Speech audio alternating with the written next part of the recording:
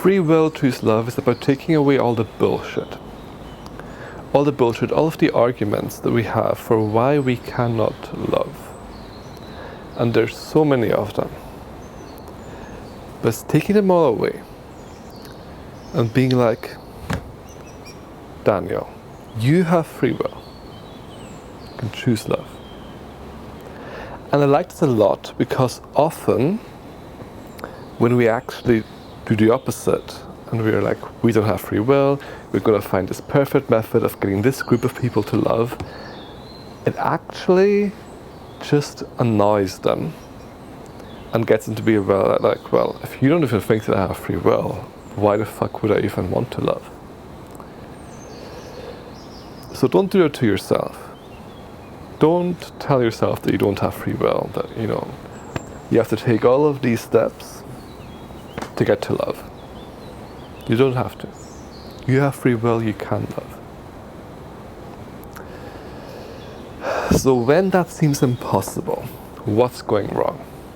Absolutely nothing. Absolutely nothing. You still have free will, you still can love. The only thing that happens when everything's going wrong, from your point of view, is that you think, or you don't think that you have free will. And so you don't even try. Because you're so convinced that you don't have free will. And this is what life looks like for most people. A lot of the time, especially right now when there's so much confusion and uncertainty. People think, well, I don't have free will, I have to do all of these things. And only once I've done all of the things that I have to do, then I can maybe consider what life with free will might look like. The thing is, let's look at what really matters. What really matters for you. What actually matters for you. All of these things that you're trying to achieve, they're all fucking bullshit. Because the story that is told is that once you achieve those things, you'll finally be safe from all of the things that you're afraid of, and then you'll be free to love.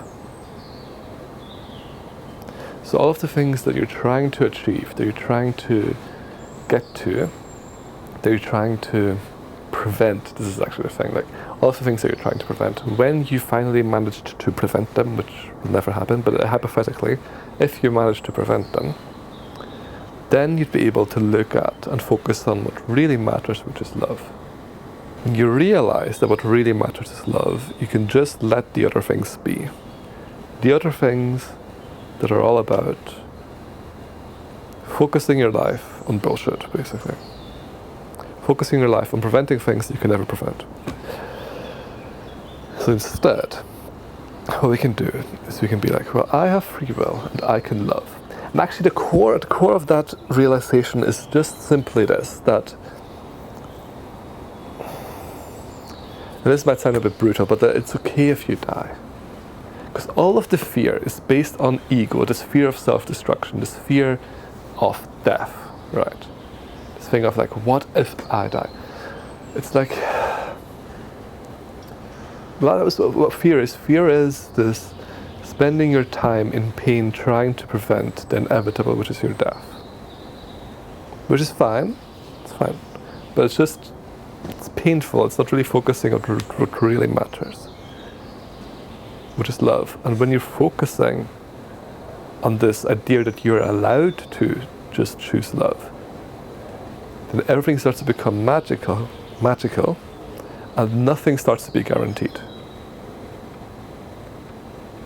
And that sounds a bit scary, but what actually happens is that just everything becomes magical, and there's no guarantee because you don't need any guarantees anymore. It's like, at the moment you might be like, I want to have guaranteed I'm going to have money in the future. I want to have guaranteed I'm going to have a job in the future. I want to have guaranteed that my children will have a good future. All of these things, right? They're all based on deep fears. Deep fears, deep within us in the subconscious, whatever. It's okay.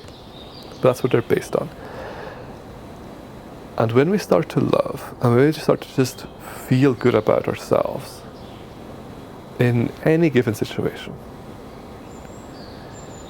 then it becomes much more like, well, let's see what the experience is like. Let's see what the experience is like to struggle. Let's see what the experience is like to not be sure what your financial situation will be like in the future. Let's see what that feels like. And it's okay, I can go with it because I know that I can love. Which is something that we can all do.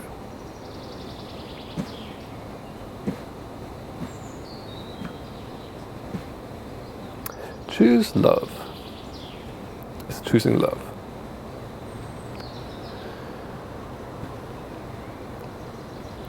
And choose love is something that you can always do.